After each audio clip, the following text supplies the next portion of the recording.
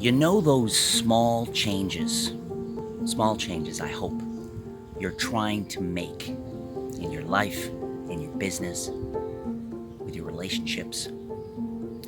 Those changes will happen if you stick with it. Now, I say that, I'm trying to encourage you today to stick with it because change really, at least initially, requires an act of faith.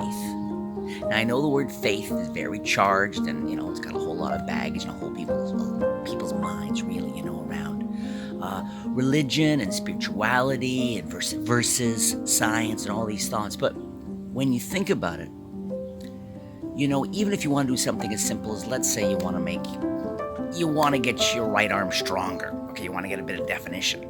So you grab this weight because you've heard that this is the way to go. You've seen it, okay? You grab the weight and you do this. And do you immediately see the muscle? No, you don't. And yet, you need to continue to do it. So there's no obvious proof out of the gates. And that's the way change works. Change sometimes can be, it can take a while to kick in. Sometimes a long while to see a little result. Or, amazingly, sometimes you're doing this thing. You're trying to make a habit of it. When you're talking with someone, you've got this habit. Maybe you interrupt, and you're trying not to interrupt as much. You're thinking, to hell with this. I got a bit of an interrupting thing going on. I'm going to try to work on this, okay? Or maybe with your business, you take to heart way too much, the negative customers come wandering in, either online or in person or whatever, and the negative comments really stick with you, and you want to work on that. You want to get past that. You're working on that. All these things, you don't see the results the first time or even the 10th time. It can be slow or it can be cumulative, and then suddenly you have this boom, this incredible thing, this turning point. All of a sudden, the thing you were trying to get is now yours. So it takes time. So I'm trying to encourage you today to stick with it. Stick with it. It's an act of faith, but you will see the results. When I used to do a lot of live performance in comedy, actually years ago, one of the things I learned was until telling my jokes, the words, until a lot of the craft became invisible, not even second nature, until I forgot, until I had done a thing and done it so many times that I no longer had to think about it. Only then would I start to be able to do some interesting things, really connect with the crowd, really go inside myself and find something special to make what I was trying to do my own.